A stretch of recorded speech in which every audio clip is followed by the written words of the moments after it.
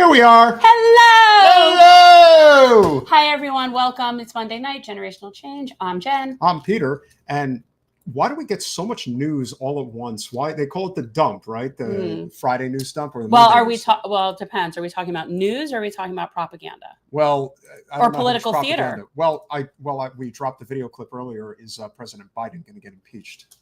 Well, to me, the idea of that in 24 we could potentially have two formerly impeached presidents running against each other for president, to me, like that in and of itself is just entertaining. The entire plan is just to get him not to run.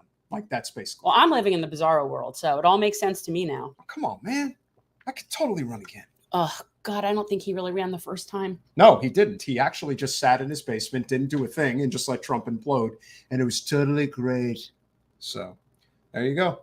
So obviously a lot has happened over the weekend. And of course, it's always good when we can do a crossover podcast because Lord knows when that happens. Well, we cross-pollinate. Cross-pollinate. How many people are cross-pollinating We these days, Jen? cross-pollinate.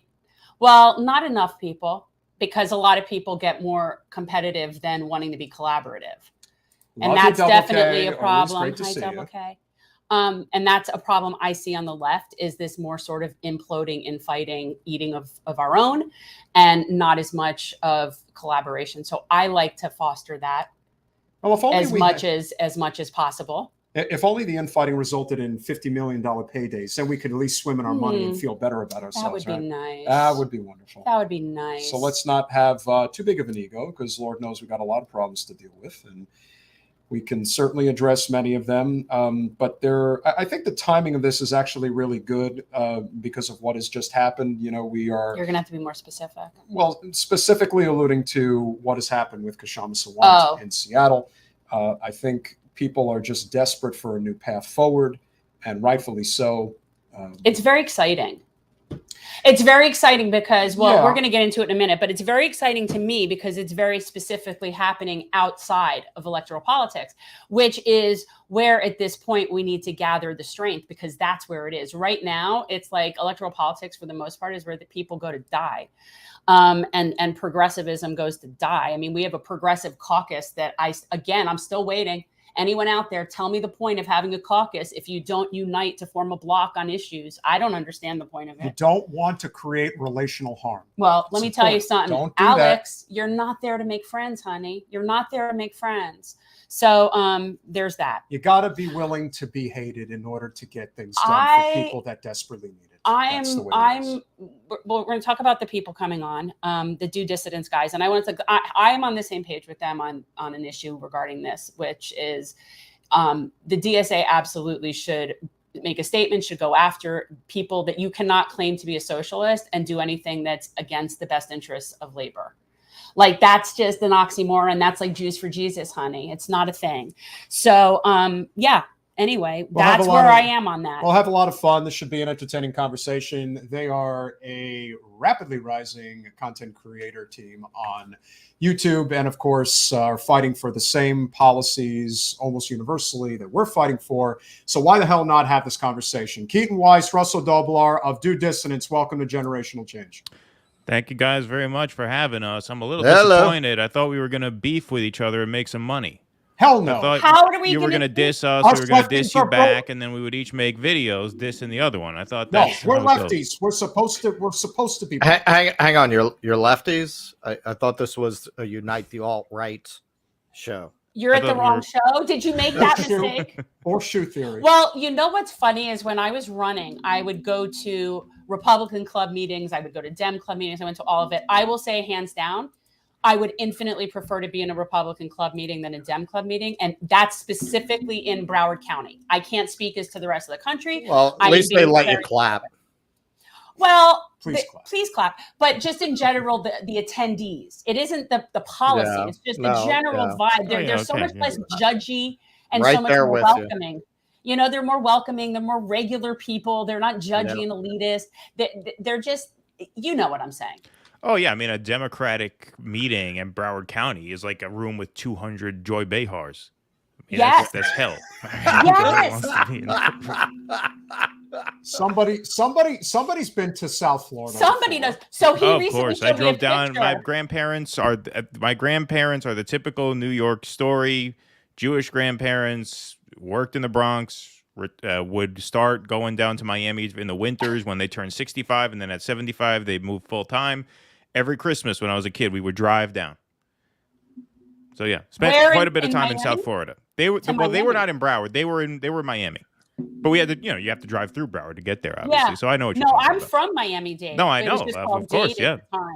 But it's funny that you say that. The last picture that Peter showed me of a recent Dem Club meeting, and this was just our committee. It wasn't even like the senior group. But within the span of one picture of a couple of tables of people, I counted 3 wheelchairs and a walker.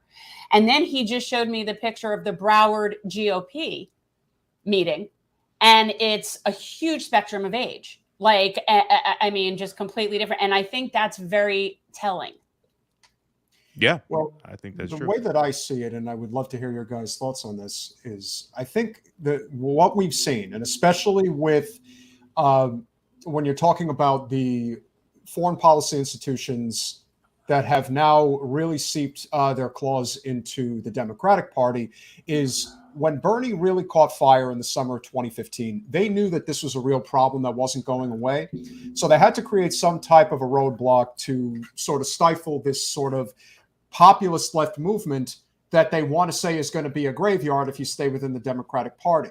When you come to these meetings, even in Broward, I think it's a microcosm of what's going on around the country. Oh, yeah. They will not let go of their power because they know that people, especially in the Gen Z and millennial generation in particular, want a non-corporate form of government. And that goes completely against everything that they stand for, especially the way that the Florida Democratic Party has been funded for the better part of a generation. Our Congresswoman has a direct hand in that and has for quite some time. And I do think a lot of that change that we seek is being, I think just stonewalled on one part because we know that it all has to do with economics. And then on the other part, the people such as Alex, such as, Corey, any of the ones that have gotten in there over the last 5 years, that life is very intoxicating. It is very lucrative. And especially when you're coming from a world where you're used to, you add in the benefits, you add in the access. You try telling that person that, it's more important to help people that are desperate versus just play the game for another 20 years and you might catch a break at some point. I think that's what we're looking at in many ways. How do you guys see it? Well, yeah, I think that's absolutely right. Sorry, Russell. You can go ahead.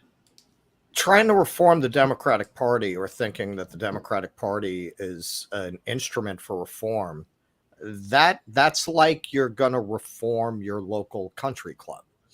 Like, why would they go along with that? You're going to go to your local country club and be like, this is really elite. We need to stop having all this big money. You guys, all the Lobster Newberg, this stuff has to go. And they're going to listen to you? Why would they do that? It's a private club. It's a private party with private funding. And they have zero interest in changing that. If you show up and you start yelling about democratic process, in a pinch, they'll do what they did with the primary. They'll go to court. And if they have to, they'll admit this is all a sham, as they did in open court. It was all a sham. It's a private club where read the fine print. We're under no obligation to run a free and fair primary. Did you notice we have super delegates? Does that seem like a party that's interested in what you think about who should be elected? Take a hint, guys. Take a hint. I mean, at the end of the day, all the Bernie people, all of us who got involved in that, it was very naive in the end. Look, I think a lot of us have mixed feelings about Bernie at this point. He has a lot to do with why we're sitting here speaking now. But at the same time, Jimmy Dore was right. I'm going to get a bumper sticker. Jimmy Dore was right. Yes, he was sheepdogging everybody into that party. And if you don't mean revolution, don't say revolution. If you really mean revolution, that's revolution. That means when they steal it from you, you go and run as an independent. you're in the best position to start a credible third party of anyone since the founding of the Republican Party, and you won't do it, then don't talk revolution. Don't talk that shit. The saddest thing about that was all of the Hill bots used to throw at us how Bernie is just a branding exercise.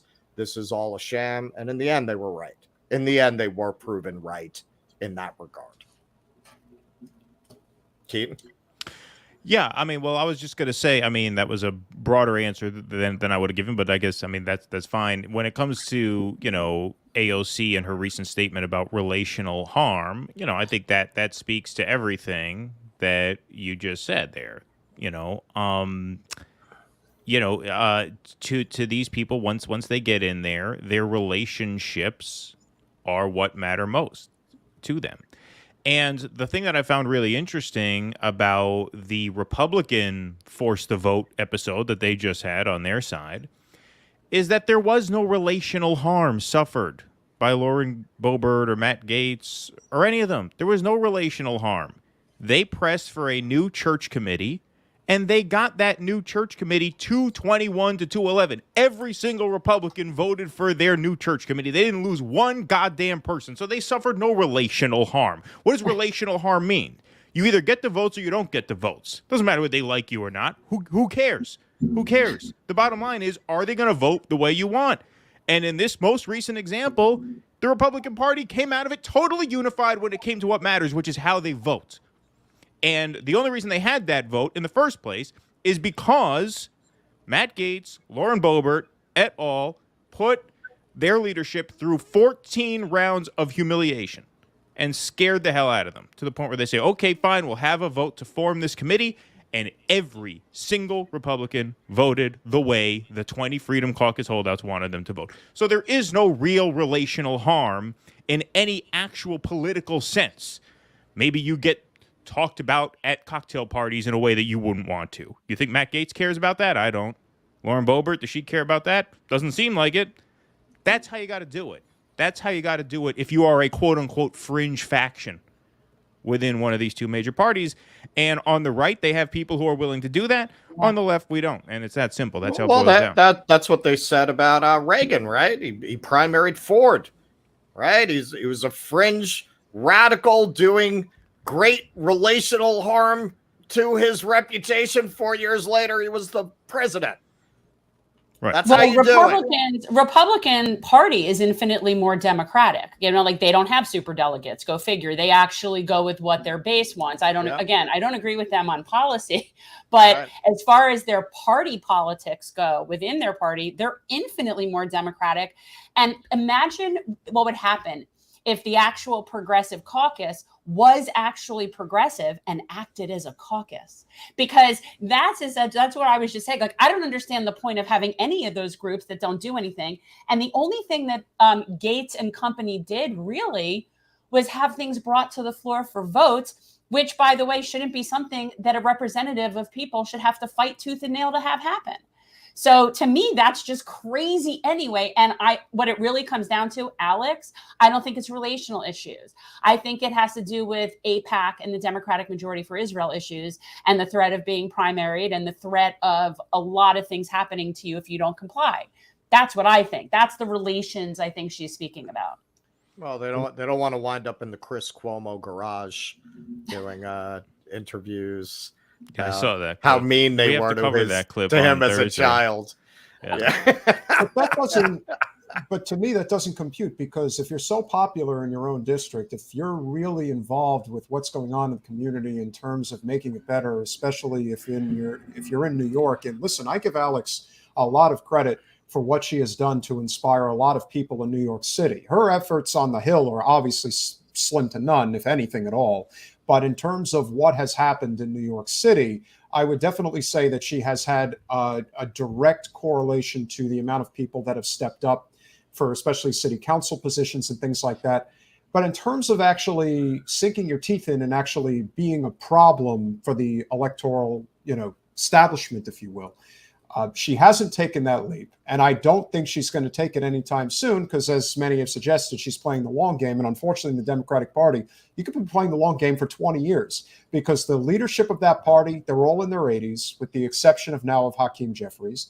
But when the two leaders of your party are from New York City, when people talk about the Democratic Party being a party of coastal elites, I mean, you're just giving the independent, average voter, all the information they need to form a conclusion of that we don't really care about working people in this country. Well, you also have to ask the question, though, where does the long game take you? Where does the long game lead, right? When Nancy Pelosi said, for every cause these young progressives champion, I have a sign in my basement for that cause. Well, that's a very telling statement, right? That says that if you play the long game long enough, you learn the system and you end up just like her, right? And so it's not just like, it's one thing to play a long game if you're going to be steadfast in your support for these issues, but don't be surprised in 30 years if AOC is saying, when I ran, I was for Medicare for all. I know what it's like to support Medicare for all. You know what I mean? I was there. When I was young, I supported it too. You can hear the very, very similar story. And there is absolutely nothing suspicious about my flawless stock picking. Absolutely nothing. I mean, that alone, it's like, come on. I mean, at some point, the level of corruption is just so in your face. I don't blame people for checking out or saying, I'm just not going to vote anymore. I'm amazed that there's not people building guillotines in front of people's houses. What's amazing to me is how Nancy Pelosi seemed so surprised that somebody would break into her house. Like, why would somebody do such a thing? I don't know, Nancy Antoinette. But like, at some point, you can't build a moat wide enough. And I personally believe that all of these people that are acting contrary to what clearly the majority of this country wants for many, many things, that they need to be heckled every time they leave their homes. I think people like Kavanaugh and Ted Cruz and all these people, Kirsten Sinema, that are getting hard. I think those people should not get a moment's peace when they leave their nonviolent, when they leave their homes. That's what I think. Screw them. I'm so past the decorum with these people. And that's very important to high society. And I've been around it. Oh, they really value that type of stuff. They can go kiss my ass. Look, you guys, I'm sure, have been around upper class liberals who want to brag about where they went to college or where their kids went to college. Let me tell you, I'll climb over that stall and look over at Kirsten. I'll stand on that toilet and look on over there at you, honey. That's what defines people. I've been around the kind of liberals who literally spend time figuring out how far they are from the throne of England in their ancestral tree. I shit you not. That's like a course in inbreeding, is it not? Yes, there is a certain class of people who, many of whom people don't realize this. Like, we really truly have an aristocracy, not the obvious, Bill Gates and all this. No, there is this aristocracy that is concentrated around DC of people who are descended from prominent families. Well, you've got the Bushes, the Clintons, the Obamas, but then people you just don't even know about. Like I dated a girl who was very much of that class, who was babysat by like Robert E. Lee's descendants. Like there is a class of people like this that most of us just don't even know about. Oh yeah. Well, you're from New York, right? Mm-hmm. Yeah, there's people that live on the Upper East Side of Manhattan that if anyone even knew how much wealth is sitting within like a 2 or 3 block radius, they wouldn't. When people complain, it's like you're so far removed from the realities of how the world actually operates. The problem with the Trumps of the world is that it's all in your face. The left billionaires, if you will, the Gateses of the world. Why would you call him left? Well, no, I'm saying I said liberal. I didn't say left. Oh, okay. Good God. All right. So the liberal side of the billionaire class tend to be a lot more in the public eye.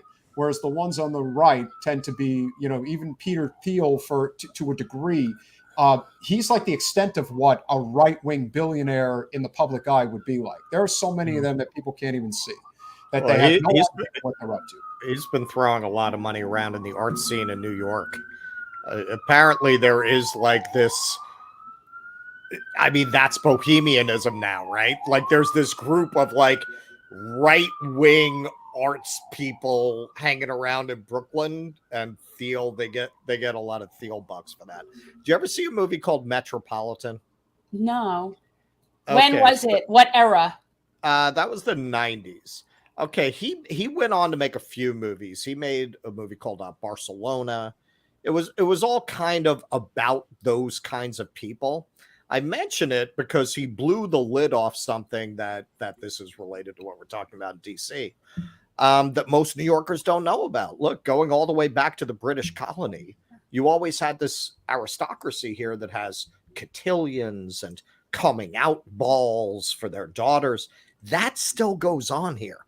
I forget the name of the filmmaker, but he was from that culture, and he just kind of made a movie blowing the lid off the fact that there is this hidden culture of these old British aristocratic rituals here in New York among these old money families. And he went on and made a few more movies that dealt with that class, but that one was really very specifically about this hidden aristocracy in New York. So I would recommend it.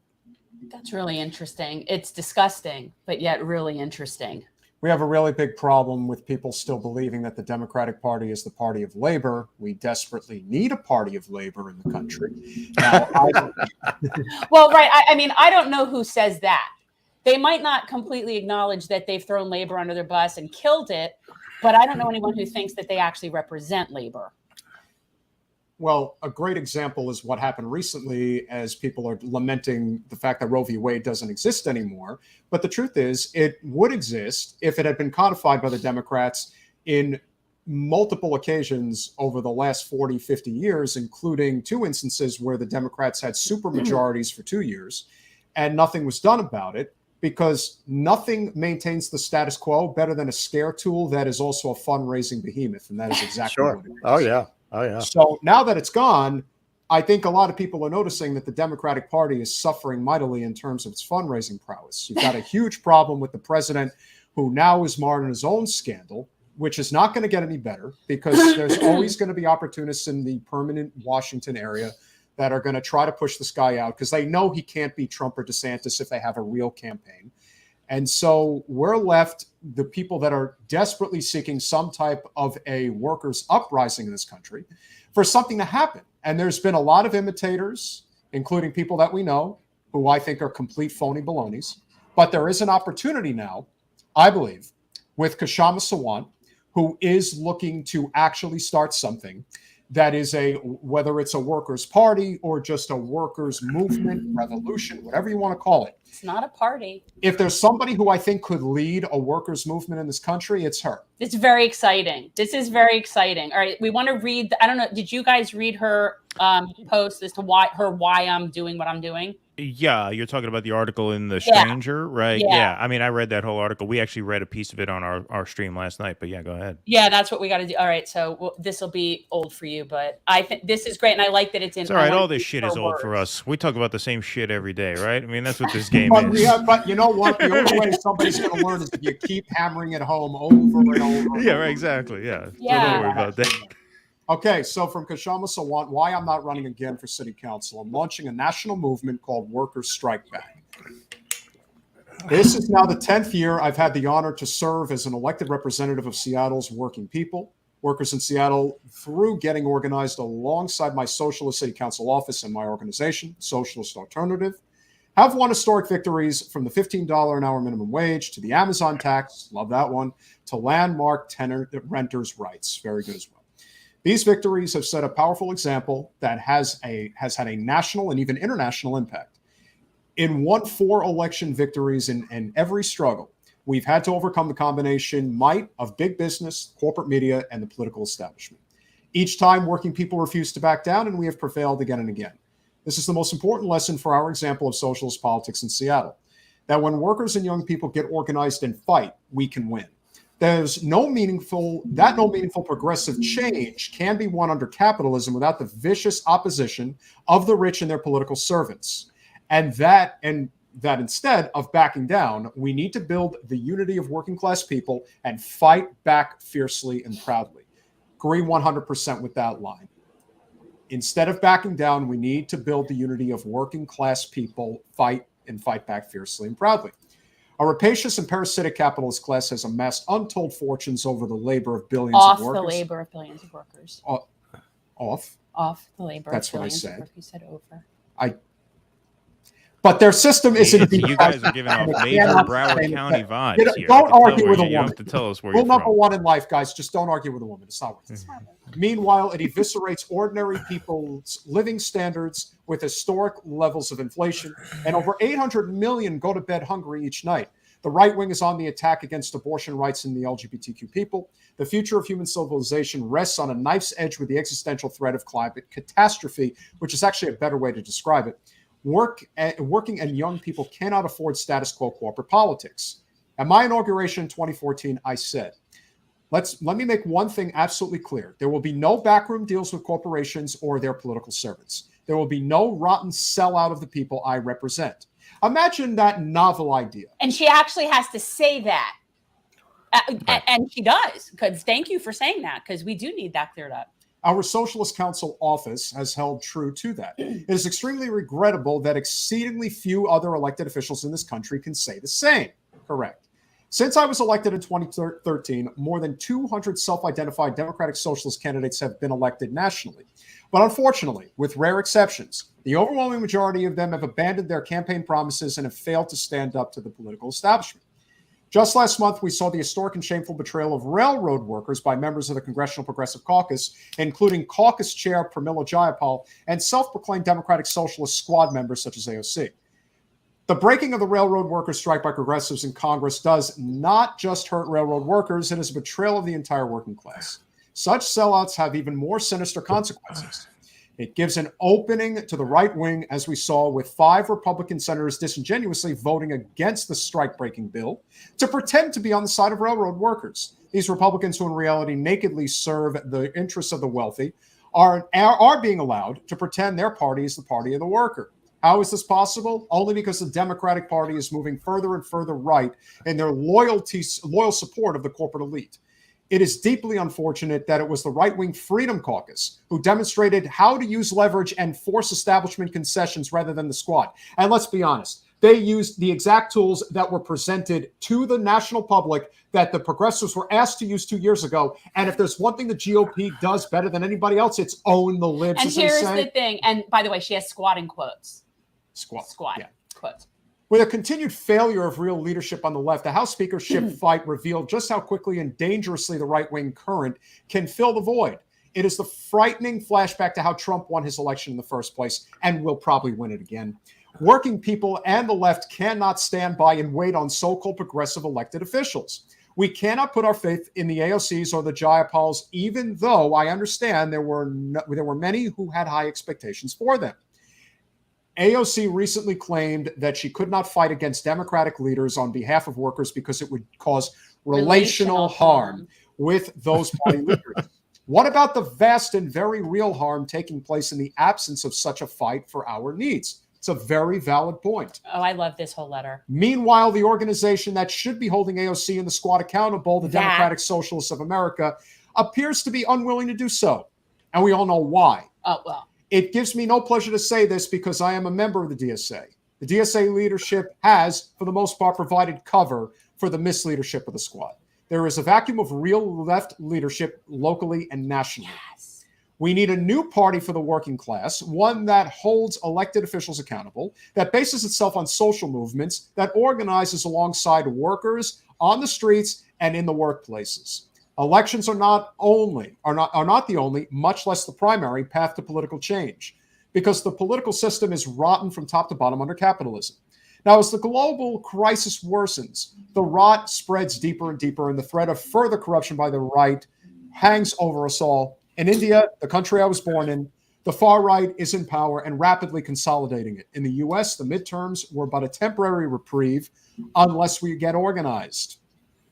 Capitalism needs to be overthrown.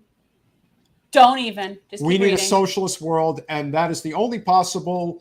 And that is only possible by mobilizing many millions of working people around genuine socialist ideas and fighting relentlessly for our interests as a class. But the task of rebuilding the class struggle in America will go nowhere if young people in the rank and file of the labor movement are not clear about the role of the Democratic Party and the need for a new party that serves us, not the rich. Working people need to recognize that we have to fight independently of the two big business parties and of the leaders who make excuses for them. Last year saw hundreds of thousands of workers fight to unionize their workplaces or going on strike to win a good contract, whether at Amazon or at Starbucks or at the University of California. We saw the historic victory of Amazon workers at JFK 8 in New York by the newly formed Amazon Labor Union. The year before, we saw Striketober, which included historic battles like the John Deere strike, and here in Seattle, the strike of the Pacific Northwest Carpenters. And it was less than 3 years ago that the biggest street protest movement in U.S. history took place, the Black Lives Matter struggle in the wake of George Floyd's murder by police. Working people want to fight back, but we need to get better organized. We need a nationwide movement, an independent rank and file campaign organizing in workplaces and on the streets. It should be progressive labor unions using their resources to launch such a movement, as unions have in the UK with the Enough is Enough campaign. But that has not happened. Unfortunately, much of the union membership in this country is closely tied to the Democratic establishment, afraid to call out the Dems, afraid to run independent candidates and build strong strike actions based on bold demands, afraid to rock the boat. This is why, with the Socialist Alternative and others, I am announcing the launch of such a national movement called Workers Strike Back. Instead of myself running for re-election against Seattle's District 3, we have no illusions that a mass movement can be built overnight, but we urgently need to get started. Working people have set a powerful example in this city. It is time to build on that nationally, to widen and strengthen the class struggle. Workers Strike Back will be launched in early March in cities around the country, from Seattle to New York to Chicago to Minneapolis to Oakland to Houston and beyond. I'm going to volunteer us to be a hub here. Here in Seattle, we will be holding a launch rally on March 4th. Join us. The main demands of Workers Strike Back are: workers need a real raise, good union jobs for all, fight racism, sexism, and all oppression, quality, affordable housing, and free health care for all. No more sellouts. We need a new party. And that's enough. That pretty much hits it all on the head.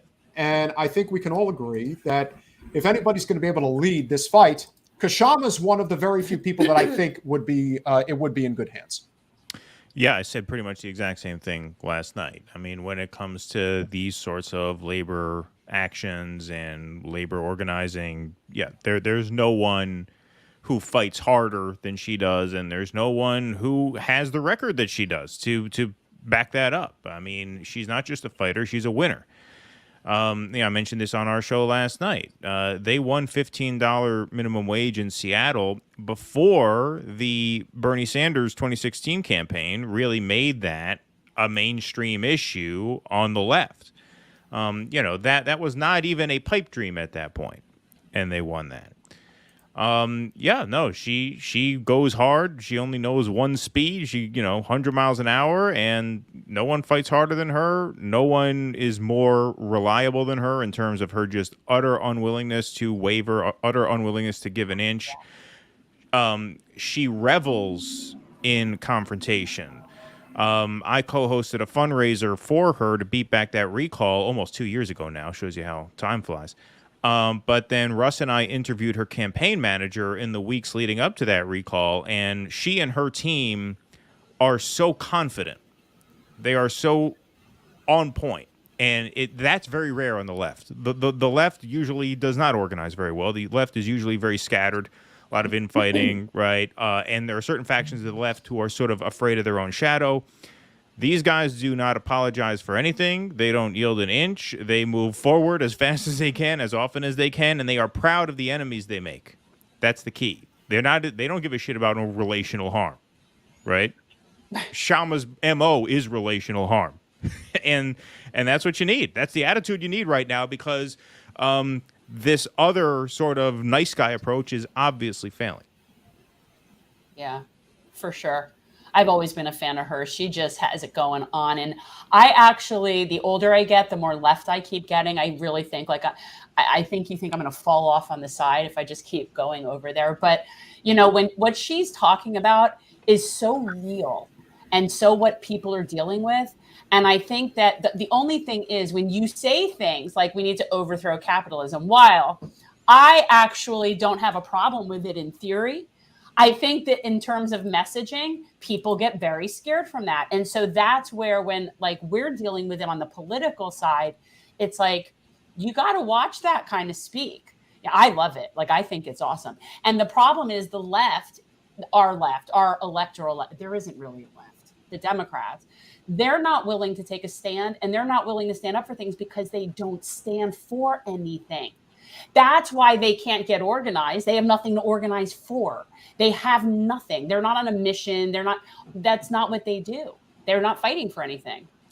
I mean, it's interesting. I mean, when it comes to the new party sort of component of this, because she does say we need a new party, and then she does refer on that website to the new party in the first person. It's going to be our new party, I forget the exact wording. But she does hint that this movement could manifest in a new party, maybe not right away, but years down the road. And Jan, I think you're right that, some of her rhetoric and some of her specific positions on other issues that she does not center in this article here do become liabilities down the road if you try to grow a party past a certain point. However, when it comes to the militant labor action component of this, I think it is very important and very necessary right now to take the no holds barred attitude that she has taken over the past 10 years.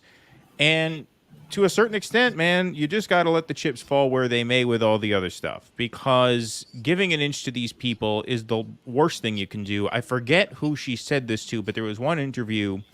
It may have been on the Bad Faith podcast. I don't recall exactly where it was, but she said something that was really, really great. Somebody asked her, if you were perhaps a little easier to get along with, easier to work with on the Seattle City Council, don't you think they might not be recalling you? Because she is a thorn in the side of that city council. She let BLM protesters into the building to have a vigil during the lockdowns when they weren't supposed to be in there. She's like, fuck, I don't care. This is the people's house. We're coming in. Right.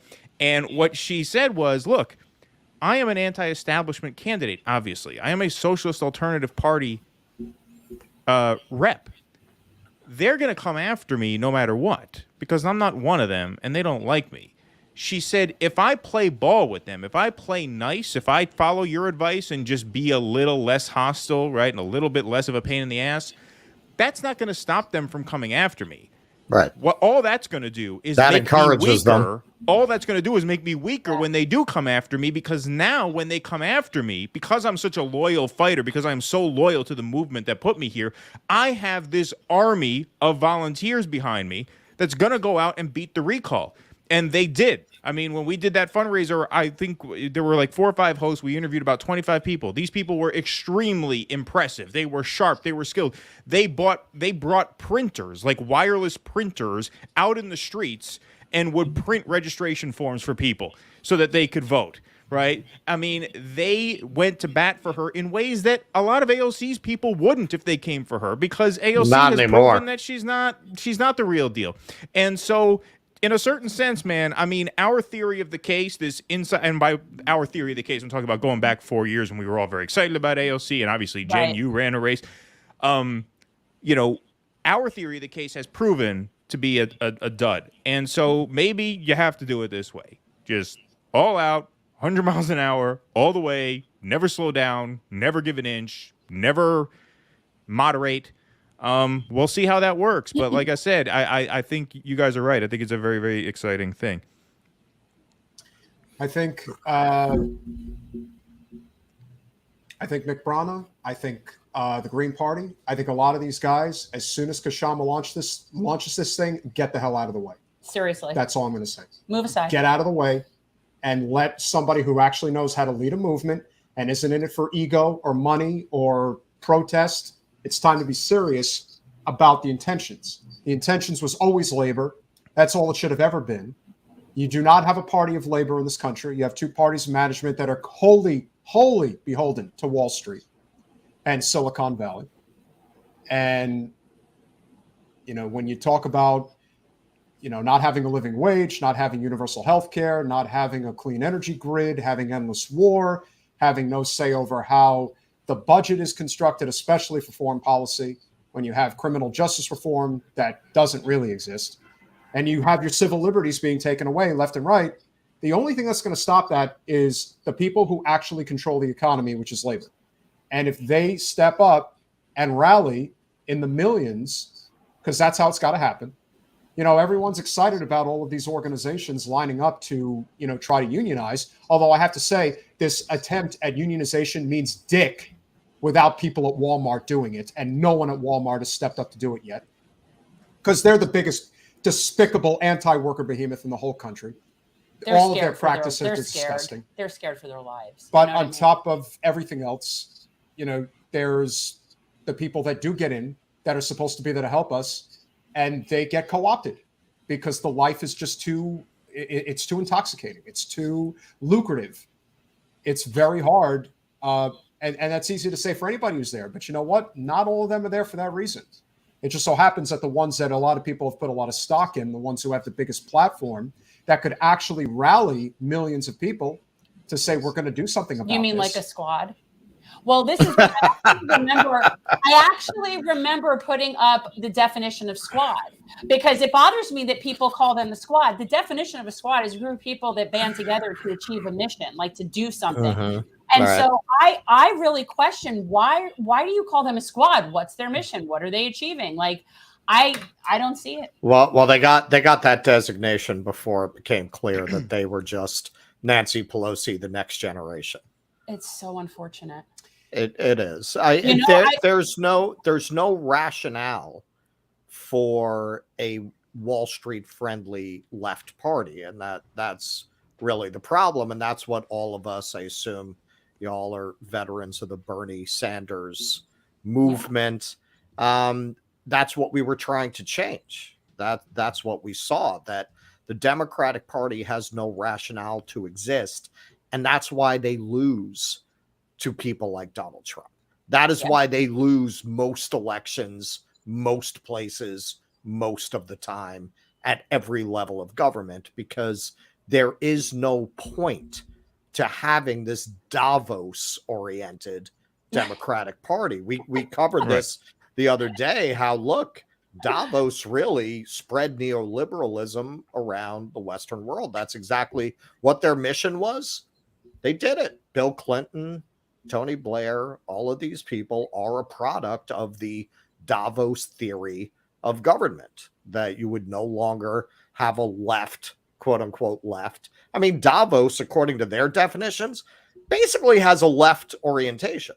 If you accept that, according to the way they would see it, they have a left orientation, right? They believe in climate change. They want to save the planet. Like, to them. Okay, so you're saying they identify as left. They can identify as left. Sure. Okay, fine. They see themselves as a counterforce to the sort of nationalist Trumpian right wing that has manifested itself not only here, but which they will lump in with it. Right. They'll lump that in, right? We're again, it's neoliberalism, but they are really the source.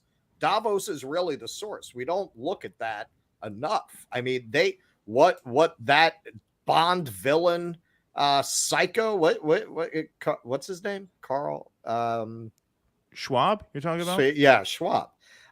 Look, he did what he set out to do. He moved all of these politicians through his young global leadership program. Carl Schwab. Everyone from Putin to Trudeau to Sarkozy to even Viktor Orban. They've all gone through this Elon Musk. Like, all these people who are theoretically from different ends of the political spectrum, he has managed to infect the entire Western world with this idea of public-private partnership and the disempowering of governments, this stakeholder capitalism. And the Democratic Party that we have in America, or the Labor Party they have in England, it's a Davos party. It is a party that reflects that philosophy. And that is a philosophy that is deeply hated by most of the population, and it is in the end really empowering a right-wing backlash. Because if you look at who's talking about this, it's the right, it's the populist right. You very rarely, even among the left YouTube channels, see a real critique of Davos. You very rarely see them really dig into how all these pieces fit together. Yeah, and it's the populist right that has the critique of that, which is an important point because, and this speaks to one of a few reasons, real reasons, why all of these people hate Trump so much, because pre-Trump, the Republicans were basically the Davos party also, right? Mitt Romney, George Bush, right? John McCain, blah, blah, blah. It's all the same shit to them. Right. Yeah. Well, Trump look at is who, a different animal. Look at who the alumni of that program are. Right, Yeah, right wingers went through there. Yeah, yep, Right? absolutely. Yeah. I think Trump, espoused the and again, this is always the thing that hurt the most about Bernie, was that his 2016 campaign could have been the greatest in history if he really believed in what was happening around him and was willing to even potentially even be a martyr as a result of it. He needed to do what was necessary in order to fulfill the prophecy that he was going to actually cause a political revolution, which he could have done. Mm-hmm. They were very close. And I thought after he won the Michigan primary, and his best moment when he ran was when he came down here to Miami. And he lit up Hillary so badly on that debate stage. And when he pointed the finger at the camera and he said, the guy from Goldman Sachs, he didn't give me $250,000 for the Wall Street speech. He said I was dangerous, and he's right. I am dangerous for Wall Street. And it's like, yeah, man, that would have gotten millions and millions of people in the streets. And they were ready. Well, look, I mean, we got to break out the banjos and do a dueling Bernie. Yeah, that was a good Bernie. That was a very good one. That was a very good one. Oh, well. Yeah, well, I mean, look. Now you've asked for it. Oh, you have a banjo there? No, he does not have a banjo. He's reaching off stage for. Every time you always want to bring up what happened in 2016, Jen. Good to see you. Hi, Bern. Unfortunately, they were never going to let me win. That is unfortunate. But remember, I do like that Kshama Sawant. She's a lovely lady. The workers must be united in this country. So make sure that you are talking about a political revolution with labor. If you do that, there's no telling what might happen. And remember, very important, I just wanted to come on here because it was very important. You did something very important on the Hill today. What happened? No. So what happened today was I am reintroducing the Social Security expansion bill. It is absolutely ludicrous that we have the rich who do not pay their fair share, but if there's one place they should, it is with Social Security. There is a cap of $135,000 in income, and that is all the rich pay. We have to lift that cap. And even if you believe in MMT and other forms of economics, that's okay. The rich must pay their fair share, and one way to convince the American people that it must happen is to let them know that grandma and grandpa are not getting enough money to survive. That's what I think. Good to see you guys. Very good. That was good. I enjoyed and that. And this is as far as I am going to go because I don't want to get mated. Well, but I always say, like, to me, AOC could have been Katniss Everdeen. You know what I mean? Like, there was an opportunity for her when she first got in there that has long been lost. And I think that the problem is she's trying to work within a system that just is not going to have her. And who would have been Stanley Tucci? Would that have been like Rachel Maddow? Yeah, well. Oh, the girl on fire! but I'm still not really understanding Alex's mindset because she happens to represent a district that's, again, one of those super, super blue districts. They tried to paint Michelle Caruso Cabrera. They pumped millions of dollars behind her in AOC's first re-election campaign, and she still blew her away because her fundraising's strong, and there are a lot of people in her district who like her. So the way I see it, you could be a real thorn in the side, and there's really not a lot they could do to try to get you out. They could take you off of committee assignments and all that, but you could be a champion of working people in the Democratic Party if you just decided that going to the Met Gala is not as important as making sure that a movement towards Medicare for all, universal health care, comes first. You just not be scared. She needs to not be scared. The Met Gala thing is a good point because if you notice, she's getting very, very good treatment on all the mainstream lib shows now. She goes on MSNBC now. They don't grill her the way they used to. They don't mock her the way they used to. They take her seriously. She has become a star. That's the one thing you can't really become, the easy way at least, if you do the kinds of things that you were just talking about. So in AOC's case, because she's a bona fide star now, it's a little less mysterious. What I'm a little more puzzled by is why the like Rashida Tlaibs, right, and the Jamal Bowmans, because they're not stars. I mean, they're famous, obviously, they're in Congress, but they're not influencers. AOC is basically an influencer at this point, between the Instagram stuff and the Met Gala stuff. So look, there are perks for her, but I think this speaks to a more systemic thing that we were just talking about with the Kshama thing and with the Sanders thing. You know, the Bernie Sanders campaign was this very unique opportunity to try and essentially build a labor movement through a presidential campaign. This very, very sort of top-down approach to doing things, and it made sense because it was the best shot we had at the time, right? So I'm not saying we shouldn't have tried it. But historically, that's really not how it works, right? Historically, you really have to do it the opposite way. And that's what Kshama's doing now, which is you create labor movements, you create labor actions, and you rack up wins where you can. And this is especially important now that all these fights that were basically introduced to us through the 2016 Sanders campaign, whether it's a $15 minimum wage, which is, I mean, how absurd is it that that is still a pipe dream at this point? Medicare for all, Green New Deal, tuition-free college, student debt cancellation, medical debt cancellation, all of these big-ticket national items are basically just abstractions at this point. They're not happening. They're not happening anytime soon. We just have to be real with ourselves and each other and admit that the Bernie campaign was a once-in-a-lifetime shot to fast-track those items, and it failed. And once in a lifetime means once in a lifetime. That means you're not getting those things for decades if you get them ever. And so what you have to do now is rack up wins where you can. And you need brass-knuckled fighters like Kshama to do that. There are people in Seattle who have a roof over their head right now who, but for her, would not have a roof over their head. Okay? Those are wins that you have to rack up little by little, city by city, where you can. Those are real wins that make real differences for real people. They make their lives better. And that's where you have to start. And you replicate that as often as you can, in as many places as you can. And out of that could spring up a new political party. And out of that, you start electing people, right? But in the meantime, you're racking up wins. It's important to put wins on the board. It's important to win gains for people along the way, rather than this constant arguing over how to best strategize towards these abstract goals like Medicare for all, which aren't happening anyway, right? So look, we were for the, I mean, I don't want to talk about the force to vote thing too much, but we were for that. There are people who weren't for that. I think the people who weren't for that were very, very misguided. Some of them were cowardly. Some of them were very dishonest. We've reamed them over the past few weeks on our show. I don't have to get into all that again. But ultimately, Medicare for all is not happening anyway, right? If we're talking about big picture, that's off the board now. You need to put wins on the board for ordinary people, as many as you can in as many places as you can, and let that gather its own momentum and see what happens. And that's what Kshama's doing now.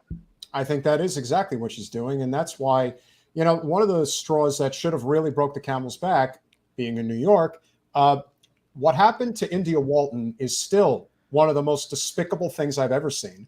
And it should have just been a clear shot across the bow that, yes, we will cheat you if we have to.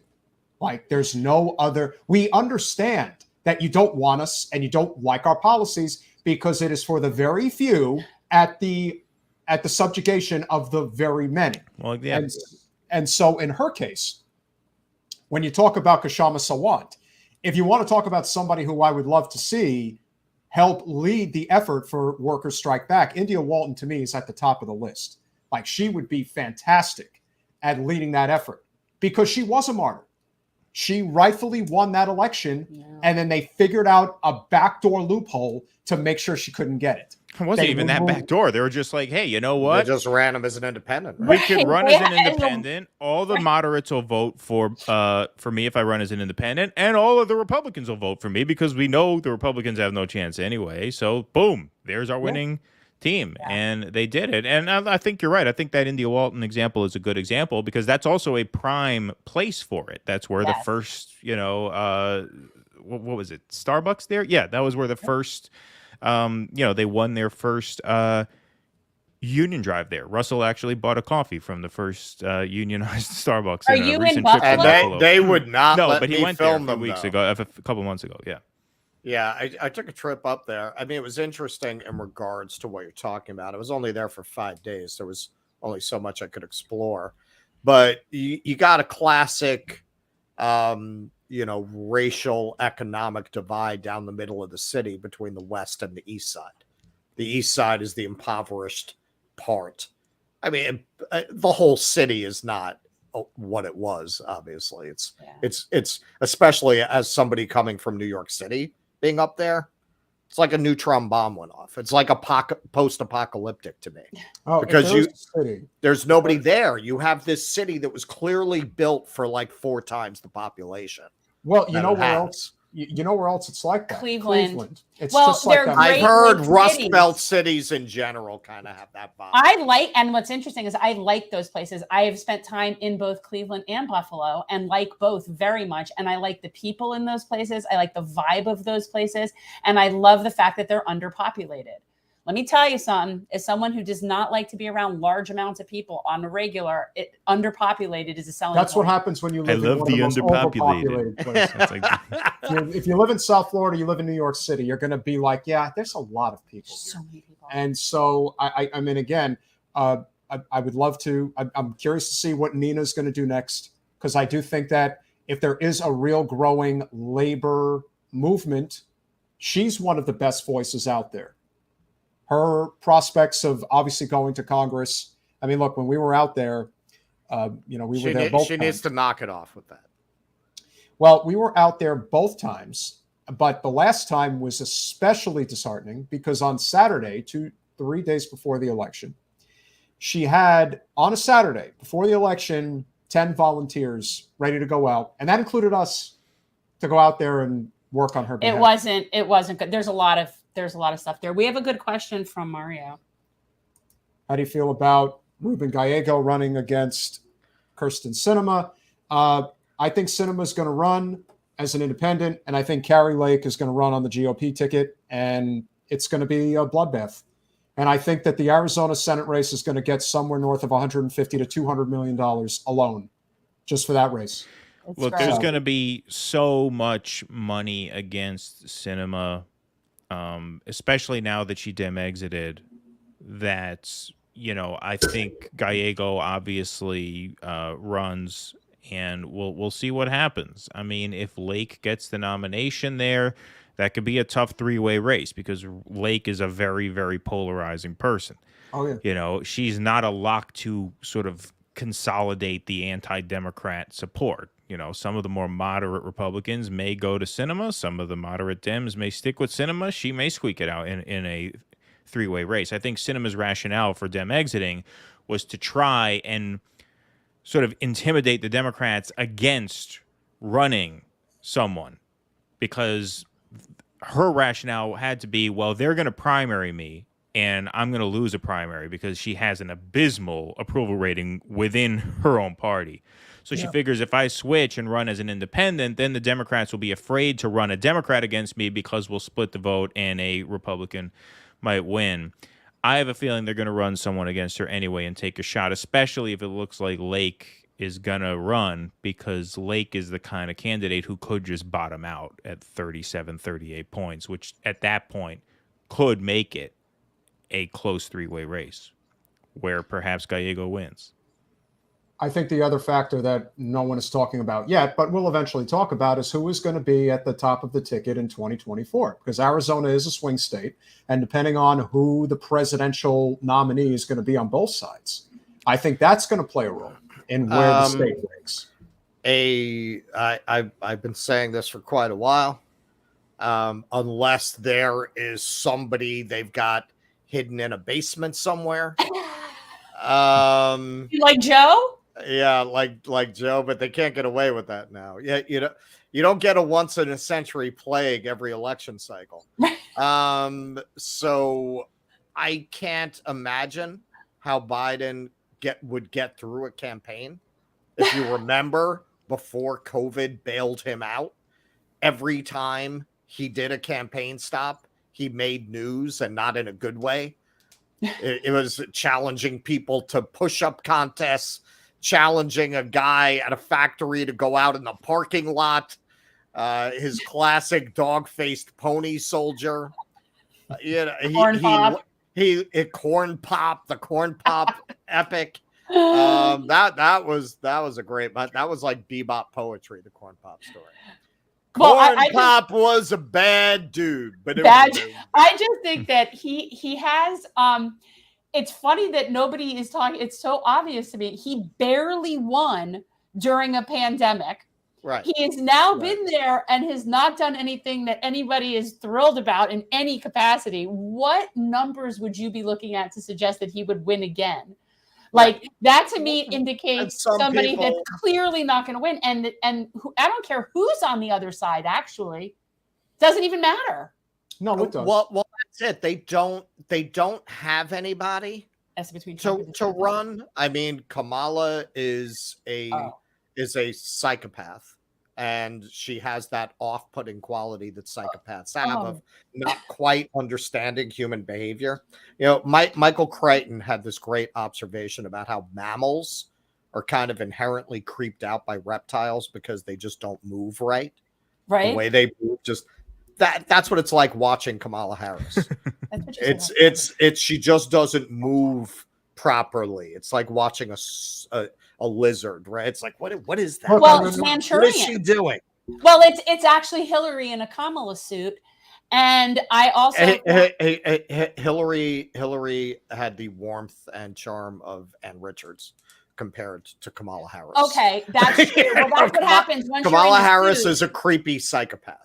So then you got Pete. A guy who makes mayonnaise look ethnic. The only person that the Democrats have that can create some type of, I wouldn't even say enthusiasm, but just from a charismatic standpoint, because he's so full of shit, and that's Newsom. The thing about Newsom, though, is that he has done such bad stuff in California that it's not good. You can't get if he was the governor of Colorado, maybe he could slide under the radar in terms of that type of not good for workers policy. Right. In California, especially now that California is probably on Super Tuesday, can't get away with that.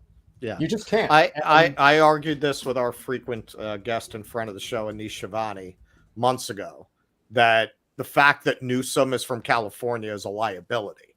That's not an advantage. That's that's really bad for him, being able to tie him to the hellscape that California has become. I just think the party as a whole is cratering in many ways. Yep. I think there are people who are just looking for something else that isn't there. And that's the only reason. Mm-hmm. DeSantis is coming. Everyone knows it. Yep. It's just the question of, when he gets in. The fact that he was in Kansas City the other day for the playoff game, I mean, that tells you all you need to know. He's just getting ready. It's just a question of when he's going to launch. Yep. I think he has a very dynamic team around him that knows exactly how. When people get confused about, he doesn't want to allow AP African studies taught in classes. He doesn't want, he doesn't want to have people say gay and this and that. And all I'm thinking is, you still don't get it, do you? You still don't get it. Thank you. They just don't see it. It is human nature, especially on the right and in independence. You see, the one of the biggest problems that liberals have in this country is that they still think this is a country divided between Democrats and Republicans, and it's not. Yeah. This is a country that is now at least 50% independent, and it's probably much higher than that because a lot of people are registered in the two parties, but they identify as independent. Right. And so what has always been universally true? It is universally true of FDR, of Teddy Roosevelt, of Eisenhower, of JFK, of Reagan, even of Clinton, even of George W. Bush, and to a degree of Obama, but especially of Donald Trump, people gravitate towards leaders that want to kick ass and take names. That's just how it is. Yep. It's our monkey brains. We had on a guest, we talked about this. Our monkey brains from our primitive selves are still unfortunately selecting leaders that to suit modern day issues, but we're using our, we want the ape that throws their shit the furthest. Like, totally, I think it's not just that, though. I mean, we talk a lot about these cultural issues on the show. Oh, it's a big deal. And the I don't want to call it the left.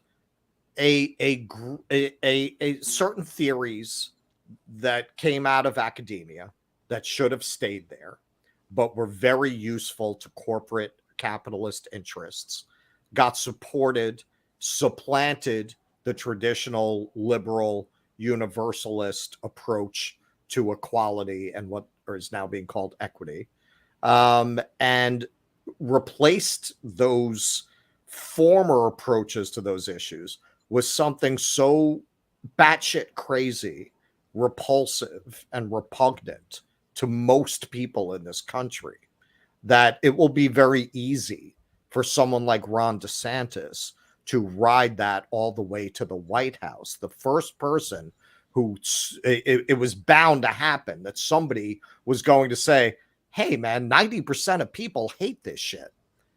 I'm just going to go after it. What he's doing with New College down there, that is politically brilliant.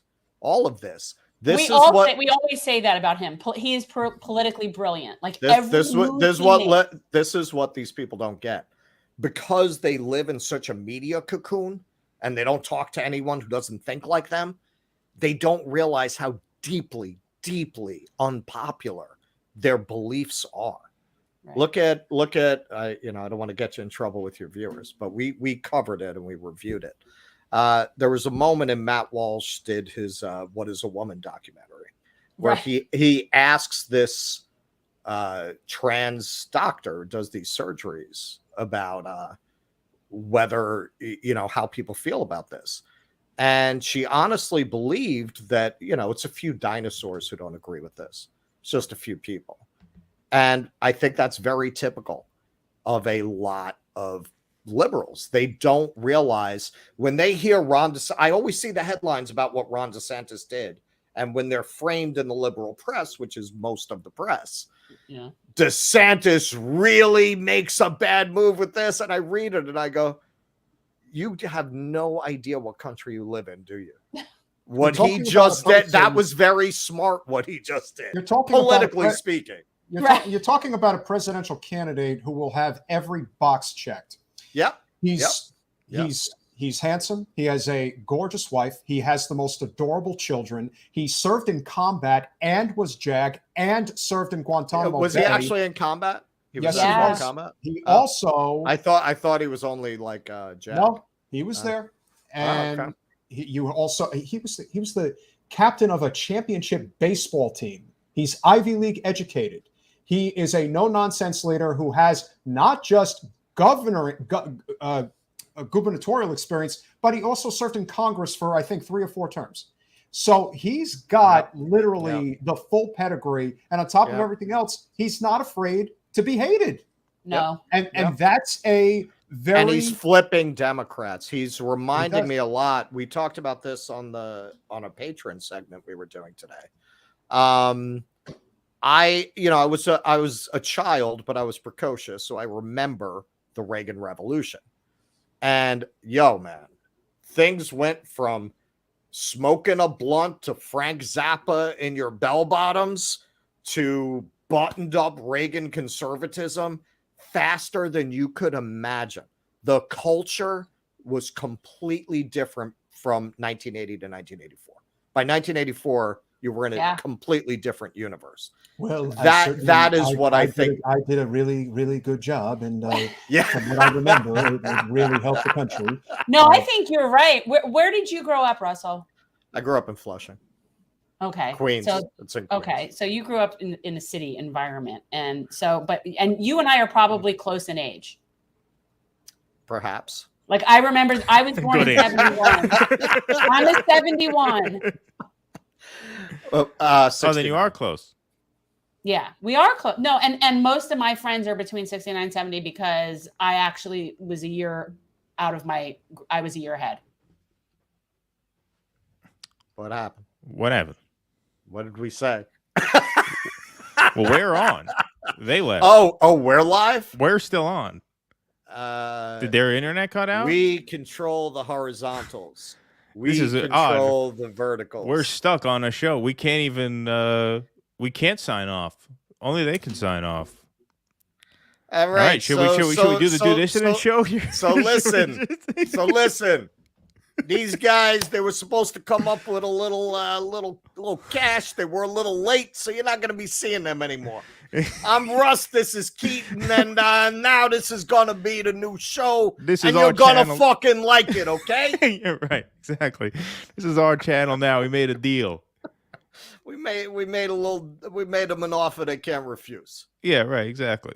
Yeah, there's a lot of swamps in Florida for people to disappear into down there. Yeah.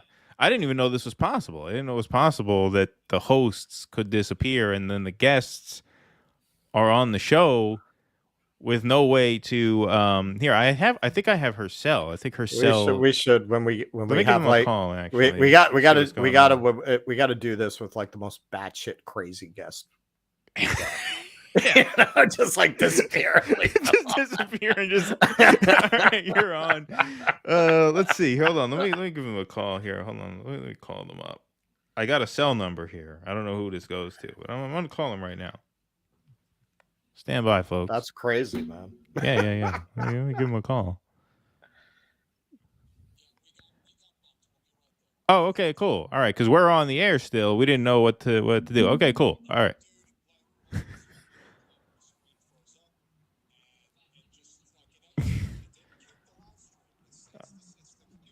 Right. It's just you guys because the live stream is still we're on. We're having a great time with your audience. All right. So listen. Right. I don't know who this Double K person is. Yeah, we need you on our channel. channel. Do Dissidence. Yeah, we need you to subscribe to our channel. Very important. That's what I was just going to say. Double K, we need you over on our streams. Do Dissidence. We're right here. Here, I'm going to post the link here in the chat. Yeah, Double K, you're our kind of viewer. Yes, head on over there and subscribe. Keeps dropping 19.99 on the We stream. need you. They're on their way back in. I was just talking to Peter. So yeah, they're on their way back in. It just booted them off. But yeah, we're on a live stream. So yeah, anyway, nice to meet you guys. 16 still watching, still here with us. We hope we're taking good care of you guys. What other topics do we have on the docket? We were supposed to talk about Social Security. Social Security. Who wants to talk about Social Security? Really, it's boring, right? Yeah. Boring. Yeah. Boring. Let's talk about Velma. Boring. Yeah. Yeah. Right. Exactly.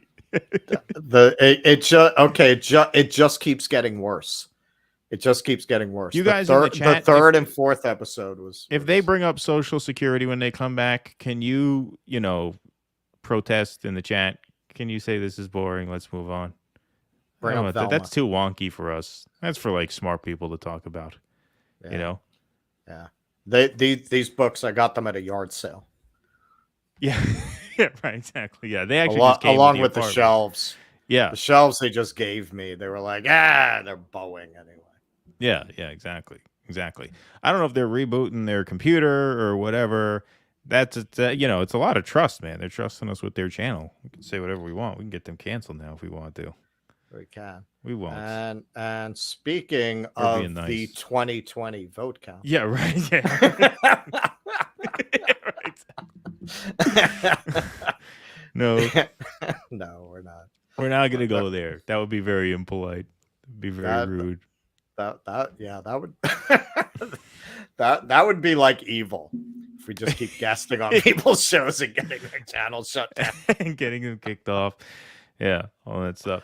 But yeah, it's funny because, we were just talking about 2024. And I think one of the things we should talk about on Thursday is the Marianne thing, because Marianne Williamson just went on the Vanguard and she did an interview and she's talking about possibly running. So maybe we'll talk about that when the hosts rejoin. But I know we had some. Here they are. We're here. Everybody left. Yeah. Okay, it happens. But we've had this issue, and my husband was just in here, and we're talking about what we might need to do to like upgrade and stuff. But it's not like we have a superfluous amount of money. Well, if it was up to me, of course, everything would be on a Mac, not a PC. But that's me. Yeah. Oh, Double K just subscribed to our channel. We were hitting up Double K man. because she's our kind of viewer, if you know what I mean. Oh yeah, no, Double K is very good. So we told Double K, She's you a got to come and patron. subscribe to our channel. We need viewers. She's amazing. She's she's like a surrogate mom. She's like my surrogate. Double K of the Palm Beach K's. No, this is Double K of she lives in Wisconsin and is retired union meat packing. Oh, interesting. All right. These are people. All right. But I think it's fair to say that we've covered obviously a lot of important stuff this evening. Yes, if my money's going on the table right now, DeSantis will be the next president, not because I want him to be, but because you can see these things coming. Because we could read the writing on the wall, people. Yeah. Well, that's what Russell has said for quite some time, and I think he's right. And on the Democratic side, you didn't think when I first said it, you called me a punk. You laughed at me.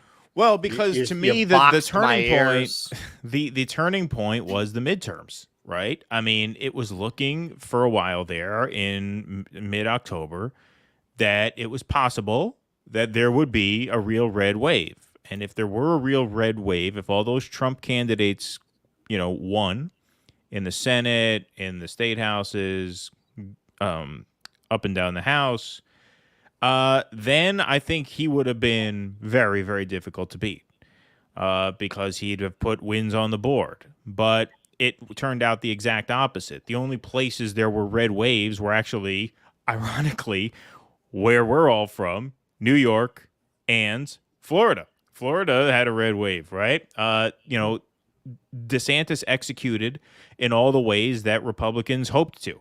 He flipped a lot of light blue suburbs to light red, just like Reagan. He flipped a lot of urban areas. I think he actually won Miami-Dade outright. He crushed in Miami-Dade. He won Palm Beach County outright, and he almost won Broward. Biden barely won Broward.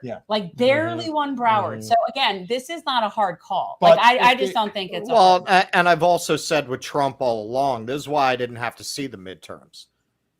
If they have to drug him and put him in a hotel room with a dead hooker, they are not letting Donald Trump back in the White House. You don't think? No way. Because I didn't think they would in the first place. They will whack that motherfucker. They didn't Let me see tell it. you. Oh, good God. He's got more. Oh my God. This guy. You have to now you listen very carefully. They've tried to take me out since the 80s. It's not happening. Yes, you've been a douche that long.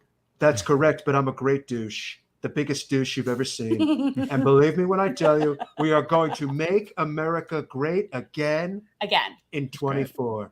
Make Ron America DeSantis great again. Totally, Yeah. he got in my way. Ron DeSanctimonious, you created him. I created that monster, and I will slay that monster. Believe me. He's just in the way temporarily. It won't last very long. I play the long game, like in golf. His wife actually really likes him, though. My wife is really incredible. Have you seen her? She's much more beautiful than Casey. Casey's totally ugly, terrible. I don't think so. But Mr. DeSanctimonious is a real ingrate. He couldn't wait his turn. He couldn't wait until 28. He had to take in 24. Well, now it's on, Ron. It's on Ron. Believe me, it is totally on. I'll see you on that mat out there. You're gonna, if you think you can go 12 rounds with Donald the King Trump, believe me, you're going to get knocked out, boy. Yeah. Don't even think about it. Oh, God. I don't know who these guys are, but they totally don't like me. So no, they don't like you. They're really terrible. Nobody really likes you. But please, I ask you nicely for your vote. This time I'm going to have to ask for votes. Can you believe it? I really want your vote because I'm not as scary as the Ron DeSantis. Trust me. I'm much more stable genius, great guy, incredible person. Oh, you belong in the state. So get out there, support me. You know you love it. It's great to be here with you, Jen. Not really. This is my show. Just came to check and make sure everybody's behaving themselves properly. I'll see you later. So gross. He's so lechy. Now you're well. What's going to be really funny about the the DeSantis presidency, if you can use that word, is you're going to see how fast, as soon as the culture shifts, you're going to see how fast all the allies become DeSantis Republicans. You're going to see how fast all these in this house we lawn sign people, you're going to see how quickly they become DeSantis voters. No, I'm a Democrat. I never thought I would support a Republican, but you know what? He makes good sense in a lot of ways. Yeah, right. You know, it was the same. It's going to be Reagan Redux. I mean, when you saw what happened the other day with the M&Ms, it's like, yeah, there's some people in certain places who are starting to get, this is not exactly going to help us. Can you tell me what was the thing with the M&Ms? What happened with the M&Ms? They made two gay or M&Ms like gay or something. It was like, are they gay or M&Ms? feminist M&Ms? Well, they decided, I don't know, to give them their own changing room or something. I don't know. It's like, come on, really? Candy? We're talking about candy? They're letting the trans M&Ms play in the M&M games. It's, causing all. Could we just get health care and a living wage, please? Well, They're all chocolate on the inside. They're all chocolate on the inside, people. Yeah, well, that's old school universal liberalism. Now you are the color M&M you are first. But what if I'm a purple M&M, but I identify as a yellow M&M? Let's not go there. Let's not. You are whatever you identify as, because reality is unknowable outside of culture and language. Good friend of the show, Guy Giberson, does not think that DeSantis can make it because of his lack of charisma. I think there is that. That's probably the way. I would definitely agree, but I also agree that right now, as it stands today, the presidential race is between Trump and DeSantis, and whoever ultimately comes out of it is going to win, because there isn't a threat to really combat DeSantis on the left. So no, I at this moment. I think if this was a normal circumstance where charisma could actually play a role, that would definitely play a big factor. But this country is so desperate right now. Yeah, it doesn't even matter. I don't think people really understand. Like, if they thought that, like, in many ways, Trump was just like this rude wake-up call, you have no idea what type of a wake-up call it's going to be if DeSantis gets to the White House. And this is all. And this is all, like you said, like you guys said earlier, a lot of the culture war has been presented as, again, I went to a, Go ahead, say it. I'm not saying it. Go ahead, say it. I went to Rutgers.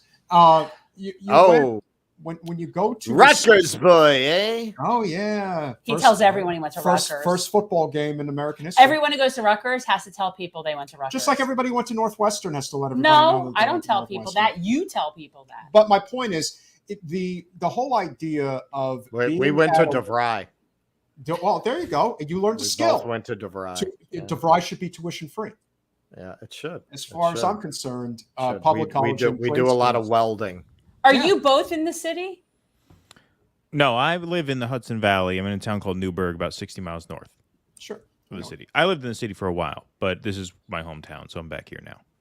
So what I was saying, like you guys had said before about the liberal arts colleges and having certain, sort of extreme ideas in many ways about the world that you want to live in. It's why people live in the world of academia, because in their I have a family member who I won't say is in that world, and they believe everything that exists within their world is correct and everyone else is wrong. They're very sanctimonious. That's a big thing, including one of them who mentioned, I don't really like Joe Rogan anymore because he doesn't say the same things that he used to say. Oh, you mean he has other ideas? Oh, yeah, that's a problem. So that's the that's what often strikes me. Look, man, no offense or anything, but I've run 5 theaters in New York, and when I would get the Ivy Leaguers, and this makes sense. I gave it a lot of thought to figure out why this would be. I found like the most functionally stupid people I dealt with came out of the Ivy League. And what I mean by it's functional is the lead. Right. Right. And that's what I came up with. I thought like most of the time it's not even books, right? Most of the time these people aren't even that book smart. Not really, dogs. because they know how to read a bunch of shit and regurgitate that's it. It's all just memory and regurgitation, conformity. Yeah.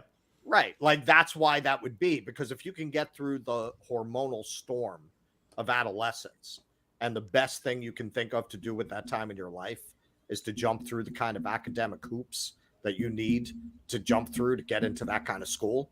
You're either so smart that wasn't a lot of effort for you, or more likely you're an incredibly dull person who would spend their adolescence that way, and you're going to wind up being an incredibly dull adult. Yeah, what's interesting is I'm actually, like, if nothing, very educated. And what's interesting is, for me, it was always about the learning. Once I got done with undergrad, I went to Colorado. It was all about like hallucinogens and parties. Yeah. And I was in Boulder for 4 years. So, that was that. Right. But like, when I did grad school or I did law school, I was actually there because I really wanted to, I'm the only person I know who liked my first year of law school. Like, I really liked it. I'm very nerdy, right? Like, I get into that stuff. And because of that, I did well. And it isn't necessarily that I'm so bright. It's that I enjoyed the process. Right. So I think that was a big part of it. But I definitely know what you're talking about. And a lot of I grew up in North Miami Beach, Florida. So outside of Brooklyn, second largest per capita Jewish ghetto in the country. And the level of like academia elitism and where people went to colleges and all of that was off the charts. Like, I was the loser of everybody that I was friendly with for not going to a top tier school. Right. Right. I think we're in a situation where people need to recognize that the thing about the culture war is that the working class in many aspects think of it this way. People still don't want to talk about the fact that it hadn't happened, I think, since Kennedy, or Kennedy versus Nixon in 1960, that there was a double-digit African-American voting bloc for the GOP. Yes. And Trump got 12% of the black vote in 2016 when he is considered a lunatic. And people still don't want to talk about the fact that it really is black women that are just wholly loyal to the Democratic Party. True. There is a significant portion of black men who have moved over to the GOP, and people don't want to talk about it. A lot, because actually. For so many, this is all about economics. This is all about, well, you know what? If we're stuck with capitalism, I'm going to do what I can to survive. Because if all you're going to do is tell me that I'm wrong because I don't agree with this part of the culture war, well, then screw you. At least this party is trying to offer me, hey, learn a trade, the Democratic Party isn't doing any of that because they know that there is a real working class uprising that's happening in this country right now. So they're going to go find it somewhere. And that's the danger of continuing down this path, which is why I think bringing the whole conversation full circle, not just with what Kshama Sawant is doing, which I think we can all agree is the path forward if we're going to have any type of a labor uprising in this country, because she is a fantastic person to lead it. I think you'll need a council, not just one person, but she is definitely one of those leaders, along with like an India Walton, maybe even a Nina Turner, and a few others that I think could really get this thing jump-started in the right direction. And if it's a fleet of women of color that are leading it, well, where the hell are you going to go with that argument then? You really can't. They managed. Figure it out. They managed when it looked like the squad was actually going to do something. They manage. We'll figure so much, but they'll call you white adjacents. But you know what? Though they'll do that, but it doesn't work. It really doesn't. They'll try, but it's really just a matter of, as soon as something looks viable, as soon as a bunch of labor leaders, rank and file, and even some union locals, and perhaps even millions of dollars find their way behind a labor run of this magnitude, they'll be shitting their britches like nobody's business, because they know it's a snowball effect. I never thought the People's Party was serious. I always thought the Green Party was a joke. And while I do think there are ideas in the Libertarian Party that make sense, their economic philosophy is kill or be killed. That doesn't work. But what they are espousing, this workers' strike back, they're onto something. This is what we've been looking for. This is what we've been hoping for. And when everyone is talking about Monterey Park, which we all know is going to hit the waste side in 2 minutes flat because it was an older Asian man who shot up other Asians, it doesn't sell. It's not juicy. It's not juicy enough. Yeah. What people don't want to talk about is the reason why mass shootings happen all the time is because society is breaking down. People Yes. are giving Yes. up. They do not care anymore. It's like, hey, my life's fucked anyway, so let's just take a few people with us while we're at it. Can we talk about what my solution was? We talked about earlier about the gun thing, because the problem isn't guns. You're not going to like this one. No, I don't care. I don't care, because what is the one thing that is consistent with all of these shootings? All of them. What is the one thing that is the same?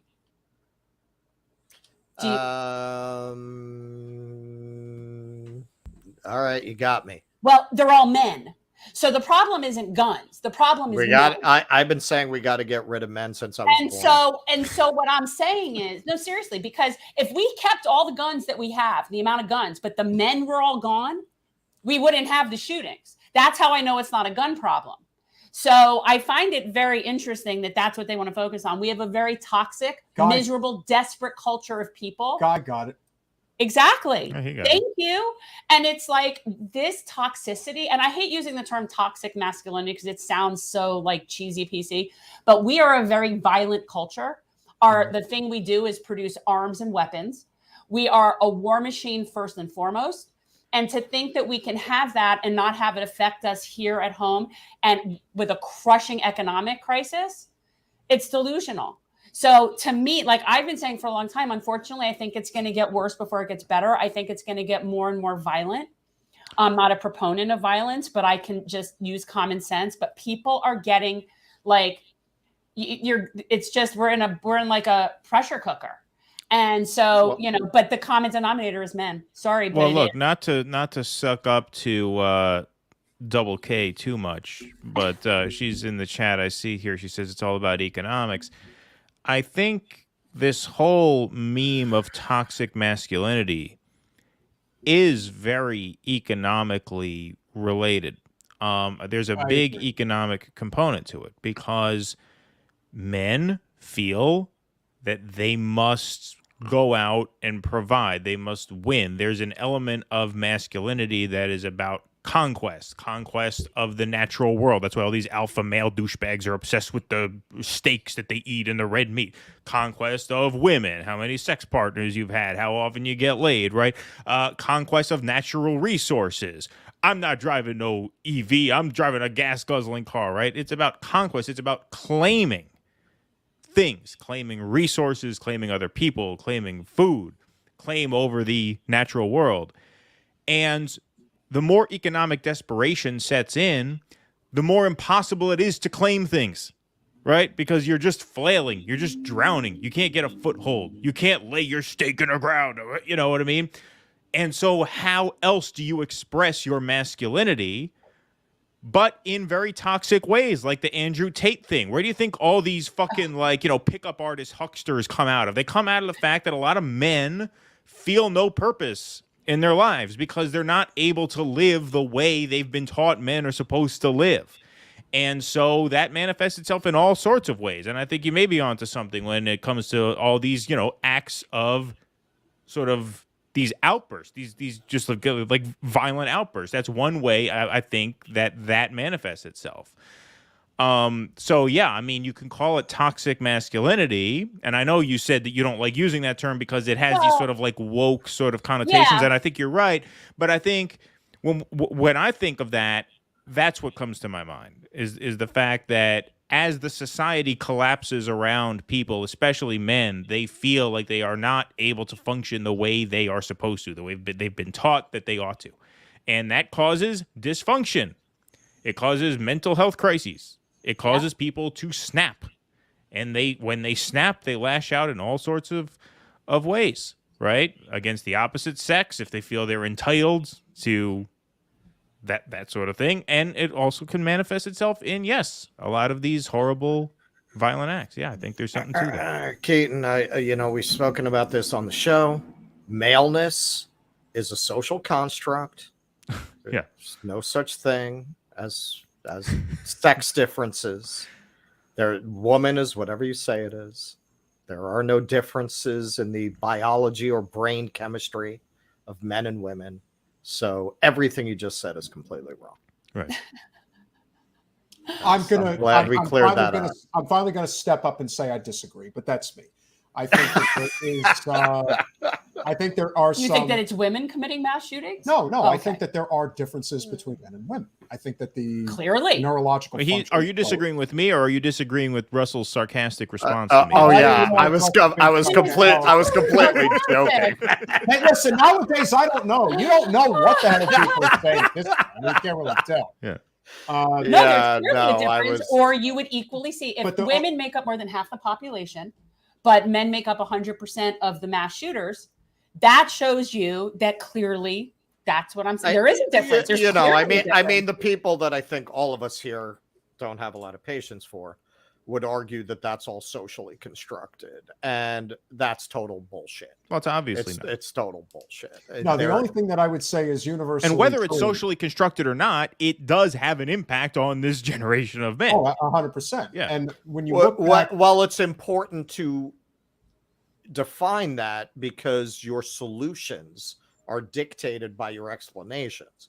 So if you're going to say it's all socially constructed, you're going to go charging off in the wrong direction. And that is really what creates the opening for people like Andrew Tate.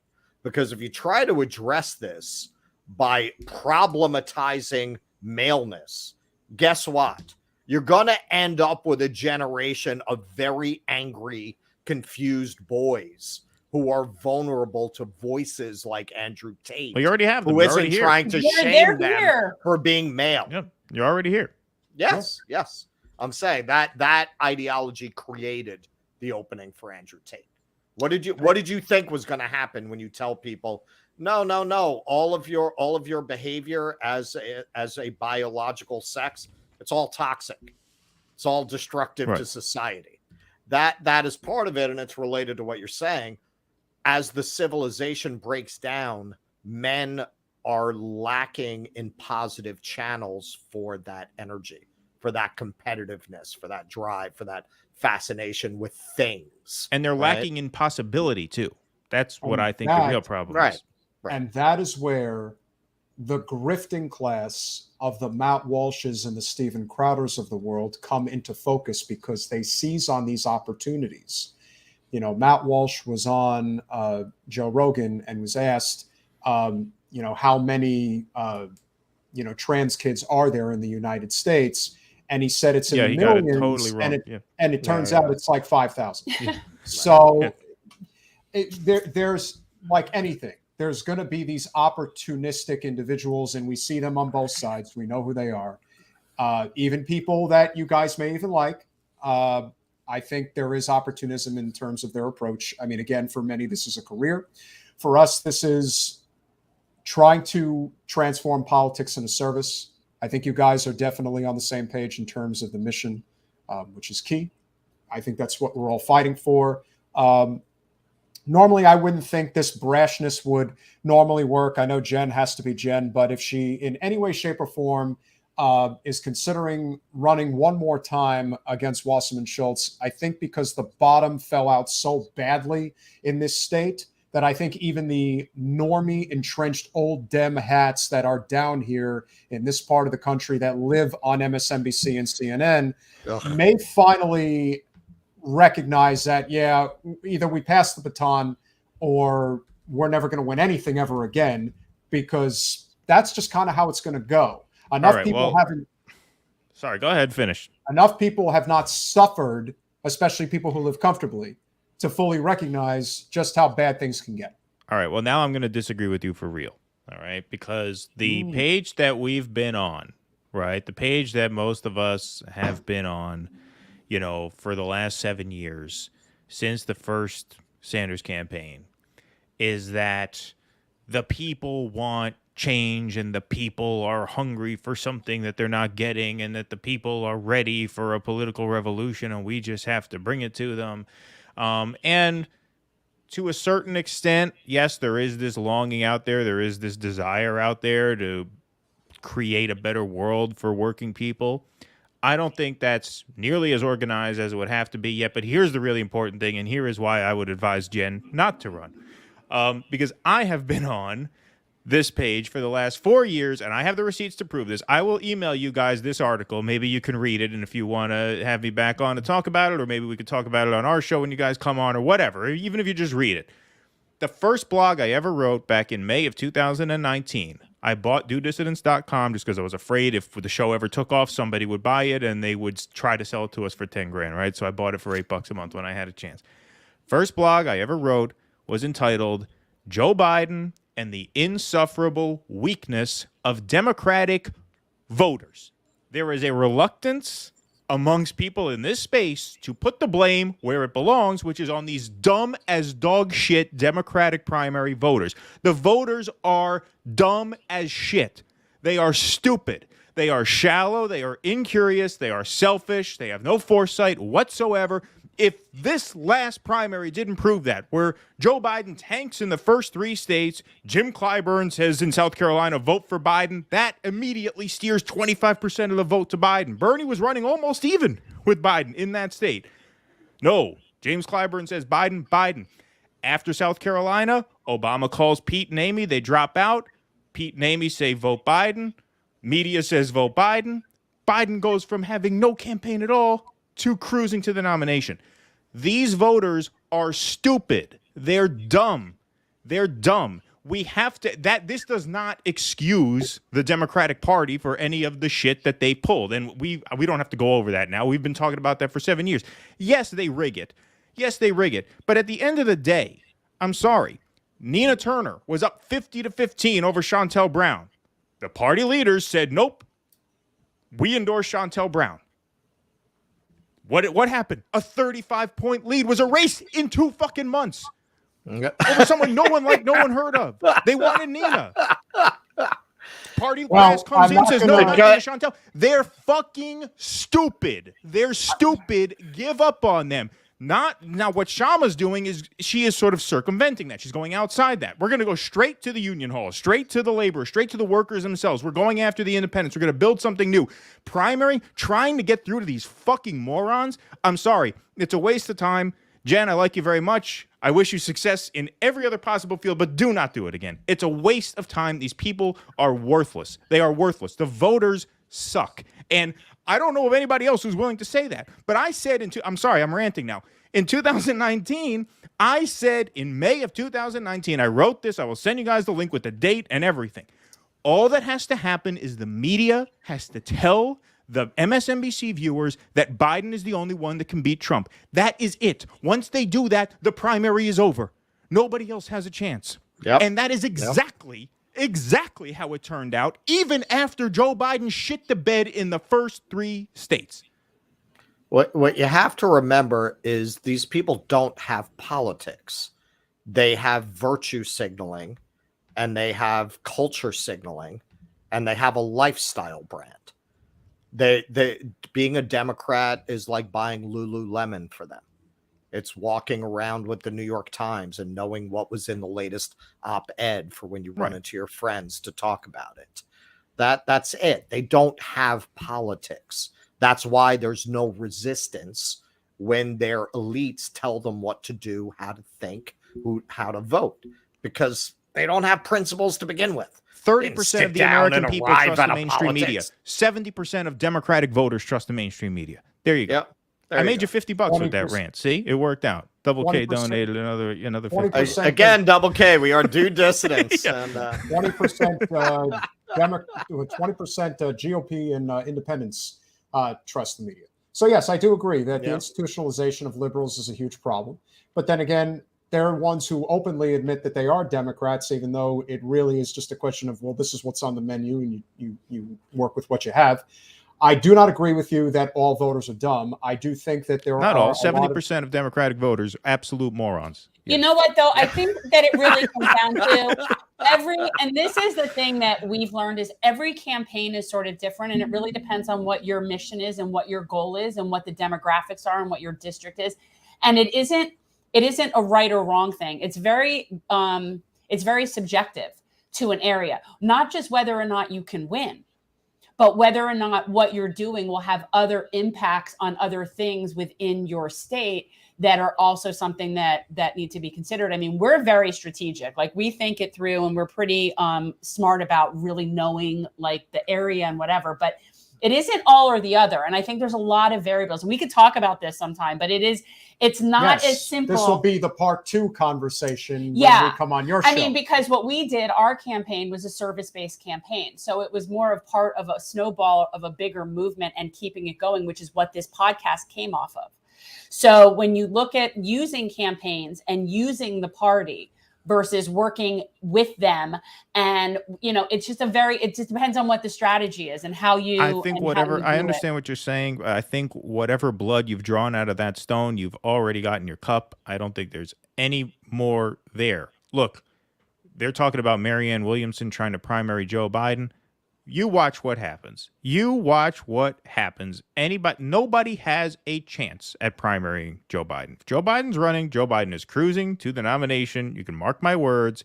Exactly the script you're going to hear is that we can't have a divisive primary because that'll compromise us in November. All of the morons in the Democratic Party, the 70% of Democratic primary voters, will parrot those exact talking points, just like they do everything else. Time the media it took them 20 minutes to get all these morons to put the Ukraine flag on their fucking Twitter handles. That's how long it took. 15 minutes. That's it. They watched one news broadcast. Boom. These people have no brains. That's why the right wing, they call them NPCs, non-player characters, the background characters in a video game. That's all these people are. They are automatons.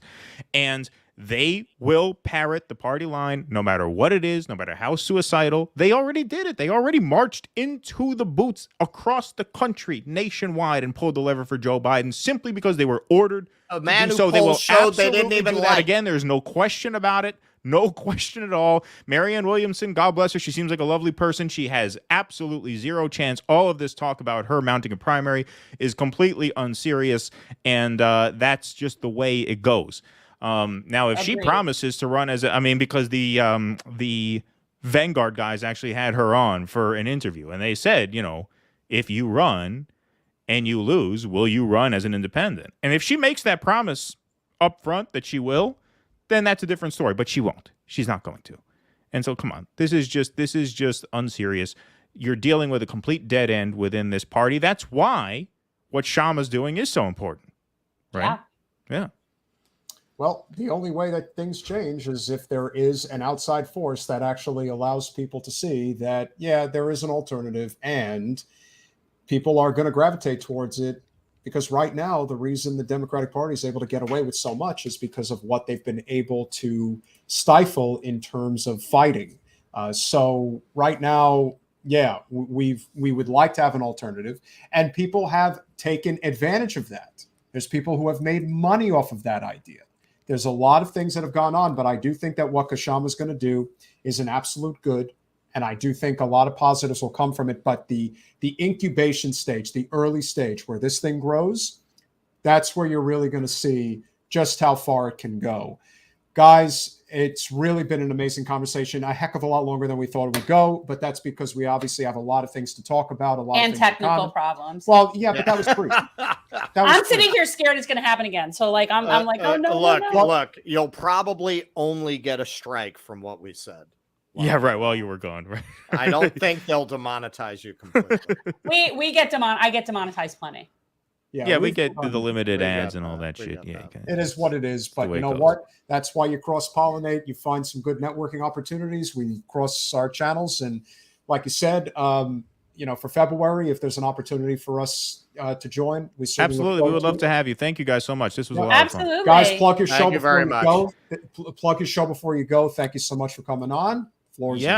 We are Dissidence. We're on YouTube. Just search that. Yep, make sure you got the spelling there. And find us on YouTube. We are also an audio podcast. You can find us on any of the major podcast players. And we have a Substack, dissidence.substack.com. We do publish some writings every now and then. And as promised, I am going to send you that article of mine for you to read. Yes, and I've actually been contemplating us having a Substack. I actually like the idea. You should do it. Substack is great, and Substack is a great way to stay in touch with your audience because it's an email list. They sign up, and it's an email list. They can sign up for free. They can sign up as, you could set a price if you want to give bonus content and stuff. But it's great, and Substack is a committed free speech outlet, so you're never going to get fucked with in that way there. And if you get fucked with here, you build up a list of people who you can, that email list is yours. They don't even own it. You could download it right off a Substack and just put it in a Word doc. This way you always have that core group who you can always reach no We matter normally what. So it's a promote great the tool. Patreon. Well, we do Patreon too. Yeah. Do Patreon too. But Substack is great if you write articles and stuff, and it's a great tool. It's been great for us. So yeah, you guys should definitely do it. Keaton, Weiss, Russ Dobular, guys, thank you so much. Best of luck with your Dissidence, and we will be talking to you soon. We Thank you absolutely, very much. yes. Thank you guys so much. It was a lot of Great fun. impersonations. I'm jealous. Thanks, guys. I'm the voice guy at Do Dissidence, but you're Yeah, amazing. you showed him up a little bit, but that's You all right. showed me up a little bit. No, a little bit. We'll, Oh my Thank you, God. guys. All right. Good night, Bye. guys. bye-bye. Thank you. Good night. So, of course, if you guys do enjoy our content, as we hope our audience members certainly do, we would obviously love if you would go to patreon.com/generational change.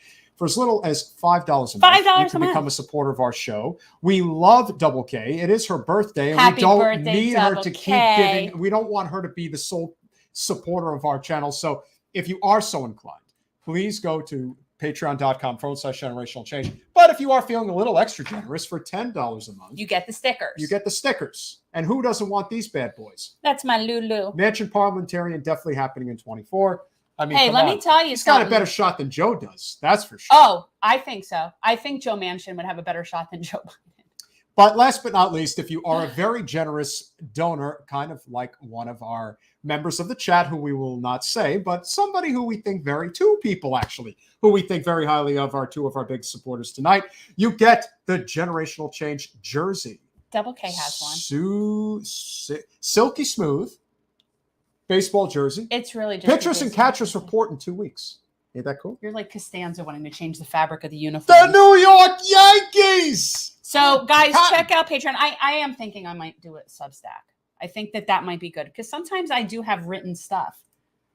Like I have written content that I've done for things that would be really good on a place like Substack. Now, I definitely understand where Keaton and Russ are coming from regarding the disillusionment of the Democratic Party, but they are also speaking from a position of not fully understanding the district that we are in down here. And I think that's a different conversation. And also recognizing that there are certain places where it just simply makes sense. Being strategic is the key. Well, it also depends on what you expect to happen if you win.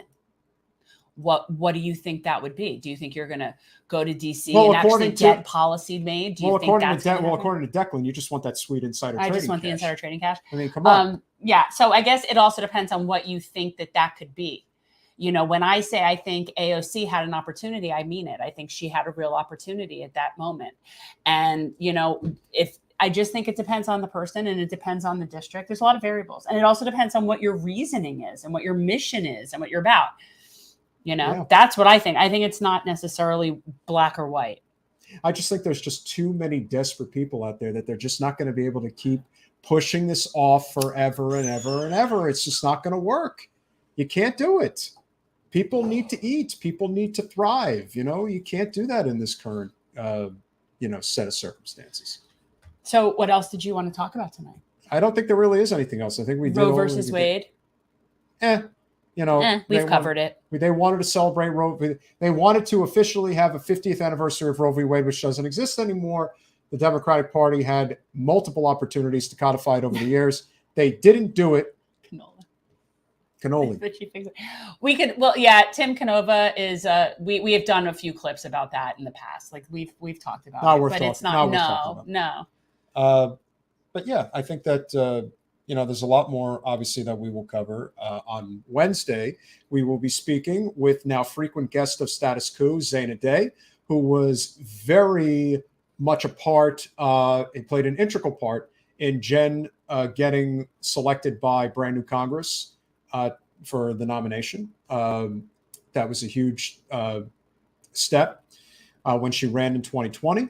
And obviously, Zaina. The key person was actually Xenia. Yeah, Xenia. Oh, Xenia Perez also. She definitely stepped up. That was time. Xenia connected with Zaina. Correct, but right. Yes, 100%. So, of course, with Zaina, somebody who was very involved. This is perfect timing to have Zaina come on because she was obviously very involved with the People's Party, and now that Kshama Sawant is doing what she's doing. Can I tell you? The K is silent. Kshama Sawant. Oh. whatever. I'm a all American white guy. I know. What the fuck I do you was just expect? wanting to let you know. So that. anyway, Kshama is forming her thing. And I think if anybody can really speak to what needs to happen in order for this not to derail, Zaina would be a great person to talk to about that. Well, yeah, she can see. And what's funny, when I think about somebody like Kshama Kwan, Kawan? I'm losing my mind. Yes. So when I think about her, though, like I'm with her. Like whatever it is that she's doing, I want to be a part of whatever it is that she's doing, because like Keaton said, she has actual results, right? Like she actually has gotten things done. And there is no one else I could think of in partisan politics that really can say stuff like that. And just remember, guys, don't forget, in 2016, there were almost 15 million people that voted for Bernie Sanders in the Democratic primary. Think about how many more of those people exist in the country today that believe in the philosophy of what he was fighting for. If we had an actual Labor Party movement, then there's no telling what this could become.